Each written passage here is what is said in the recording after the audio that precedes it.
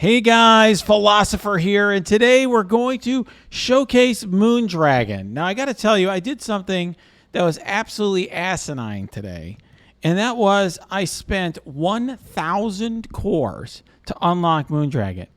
That does not include the cost of refreshing the store to get her, because she appears in the store right now, okay, for 800 cores. So here you go. This gives you a sense right here.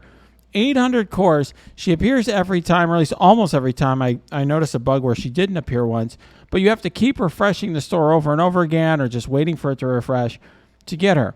So you might ask, well, is this that bad of a deal, Philosopher? Yeah, it is like literally the worst way that they could possibly release shards. And the devs said this is an intentional new release method by them. And so this is $100 for 100 shards, literally $1 a shard. Now, if you're like me and you've watched Mobile Gamer do his offer review, he'll say that paying $30 for 50 shards is trash, right? That's 60 cents a shard.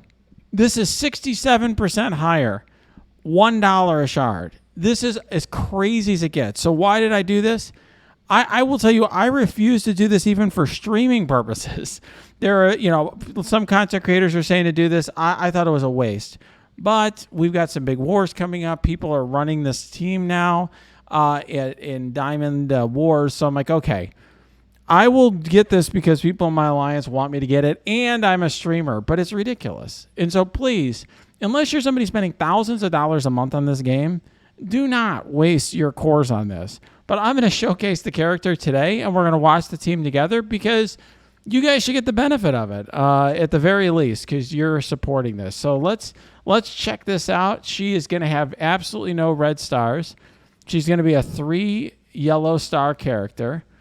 And she's, a character who I do think you want to keep alive. So I do think that, getting stars on her will be helpful, although she's probably one of the lesser star-dependent characters on the team. So let me get her up as high as I can. So first of all, I'll just say I'm going to get her up to ISO 5. And you know what? She is a support character. We have 2 supports on this team, her and Adam Warlock, and that is a bit of a gift, because if you've been farming ISO, you know that support is the one with the least good characters in it. So if you've been farming ISO for a while, you probably have at least some support ISO sitting around. I saved up for her and Adam Warlock because I just hadn't brought up any support characters for a while. So I had quite a bit sitting around. Now, here's the thing. People have been asking me a lot about ISO and T4 recommendations. I'll just give you my initial thoughts. I really think she's probably best as a healer on this team. The devs gave some different suggestions, and I'll just show you here if we look. She's, here she's got, she's basically, she does attack primary target. She attacks one target, but she is basically, healing on this one, on her special. Here, once again, she does attack all enemies, but she's also healing all allies. I think she probably benefits from a healer. We will see.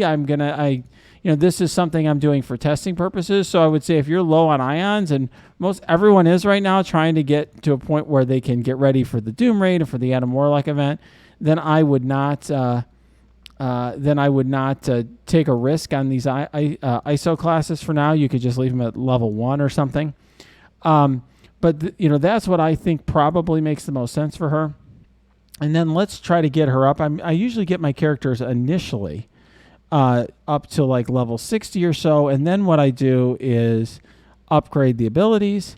And the reason I do it that way is because I can't screw up the T4 ability by mistake. Now, I will just say I don't even have enough T4 materials right now to bring up a T4 for her, because I used a number of them on Phi Lavelle, and I didn't expect to be unlocking Moondragon this quickly. But I think it's just good practice to get in anyway, because I don't know about you, but I have friends who T4'd an ability by mistake, and I think nothing feels worse in this game because I don't think anybody has more T4s than they'd like to have, right? Everybody is a little short. And so, in my opinion, you want to be really careful about using those. So this is, more, like as you could see from me looking at the abilities, this is more of the healer character on the team. She does some other things very well, but she's definitely, I think, going to be standalone useful in the Doom Raid, which I think is very nice. That's a nice bonus here. And she's a character who is going to, provide a lot of sustain to the team. She does have this mind control element on her basic. And, the big thing that she does here, you may say, well, why are people spending absurd amounts of money to unlock this character early? Well, here's the deal. Infinity Watch is going to be not only this new arena meta, but the stats are absolutely absurd. Remember, if you watched my Envoy video when they released the kits, you saw me show you the stats, and they were absurd, and I had a disclaimer like, well, Scopely got it wrong last time. They could get it wrong this time. Well, they did not get it wrong. So if you look at msf.gg, you will see the stats. Look at Phyla-Vel's damage. Okay, this I did it at 4 red stars just to showcase, because Doom also is capped at 4 red stars. She's got 12% more damage than Doom. She's got way more damage than Black Bolt. Look at it, 33 to 26, the gap between her and Black Bolt. It's very, very, very substantial. If you set up to 7 reds, Black Bolt or Doom falls, and you can see, kind of how she stacks up to the other characters that could get up to 7 reds. Just very, very impressive damage, right? You'll see the same thing with these other characters when you look at health and armor and focus and everything. They're all absurd stats across the board. And so even if you don't have Adam Warlock, the team is very, very strong with just 4 members. And I will just say I have done some testing against people who have 4 members. The team is really strong. I'm sure you guys have seen it in RTA. I mean, I have, with just 3 members, okay, had some really insane results. Here's 3 members, and I basically 3 members plus Star-Lord and Groot beat Shadowland on a punch-up, no problem. Beat 3 members with Groot and Star-Lord, beat Dad Bros plus Kestrel plus Taskmaster on a punch-up. Oh, look at this. Now, once I got Gamora up, this is what, 130K punch-up against Axemen plus Kestrel? I mean, that is absurd. That was just with 3 members. And having 4 members really helps this team, because there is a number of abilities that say if you have like 3 or more Infinity Watch allies, that sort of thing. And so it will help get some other abilities up and running. All right, so that's the reason that people are doing this, to get an advantage in war. It's that simple. All right. So we're getting her up to gear tier 12. Let's see how high I can get her. All right, let's get her to gear 13 for now, and look at my Infinity Watch team and see where they're at.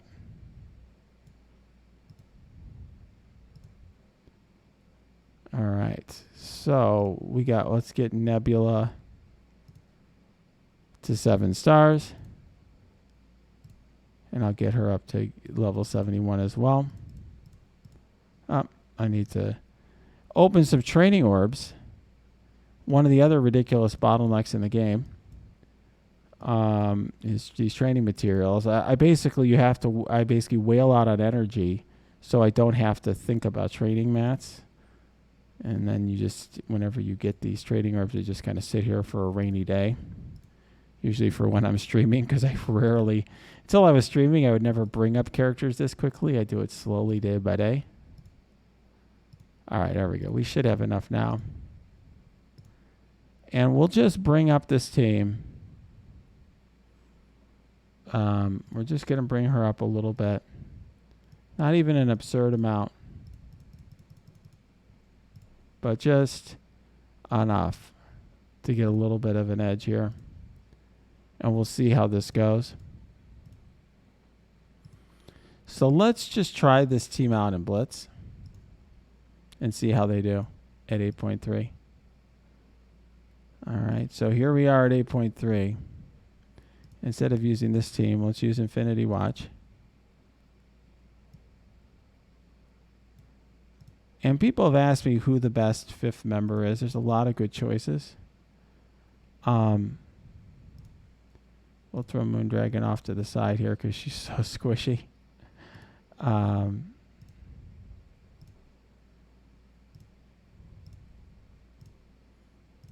So, you know, there's a lot of choices. I think the budget members that people are thinking of are like Star-Lord or Groot. Star-Lord, just because his passive gives damage to Nebula, which is nice. And I think speed to her as well. And then Groot gives death proof, which gives them all, you know, drain and so forth. But, you know, there are better choices probably. I think this team could use another cleanse, for example. But let's just do this. And let's see if we can get a punch up. All right, so here we go, facing symbiotes on a, what is this, a 70K punch up. That's a good example. Yeah, we'll take it off Sim. And let's see how the team does here in 8.3.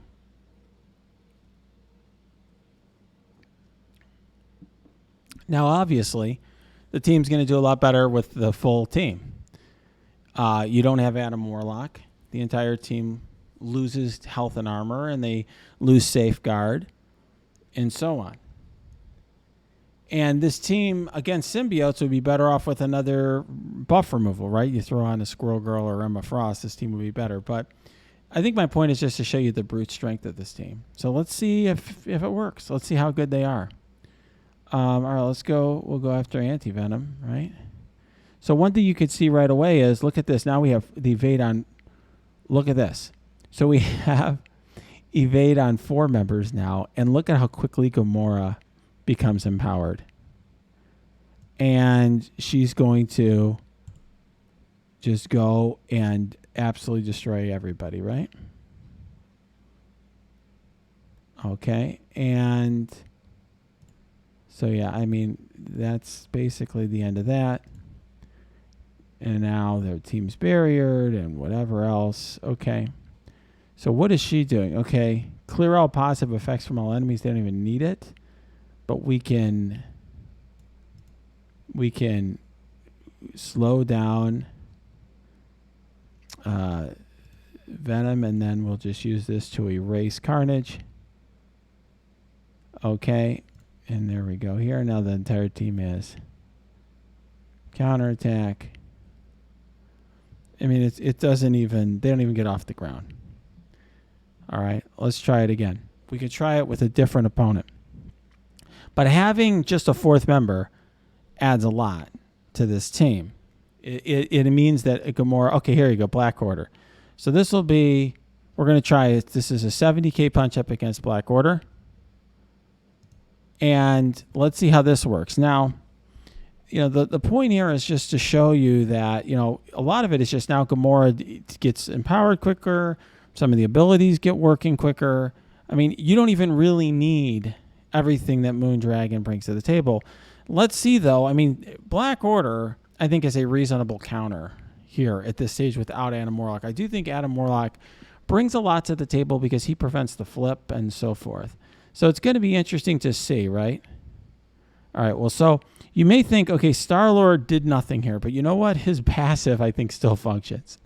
So let's send in Nebula, and we'll go after, there we go. Okay, we'll get the evades up. All right, now Gamora's empowered. Okay. Okay, she removes the death proof. Now my team has death proof. The other team doesn't. This is a specific anti-Black Order thing. Look how Maw is almost dead. Now the flip is here. Uh-oh. Well, what does she do? Boom. Removes all negative effects. Look at that. Wow, huh? And now Maw is dead. Okay. Now they get a heal and remove all positive effects from all enemies. Goodbye. And look at that, huh? Wow. Now, who do we want to erase? Do we want to try to erase? No, I think we're going to erase somebody smaller because we can get full speed bar back. Yep, look at that. We just erased Proxima. And then how many attacks? Yeah, so we're going to try to just kill Cull. And we did. All right, let's do this. Okay. All right, so here's the ult by Thanos.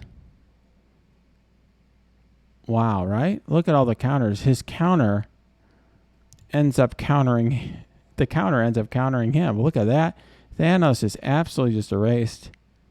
So this is easy. Punch up against the Black Order. It wasn't even a challenge. Wasn't even a challenge. So this is why people are doing this. But I want to just say something to you. You will have a chance to get this character probably up to 4 stars for free. And if you're somebody who does offers, on top of getting the 4 free stars, you can just whale out on the offers, which are usually a better deal, right?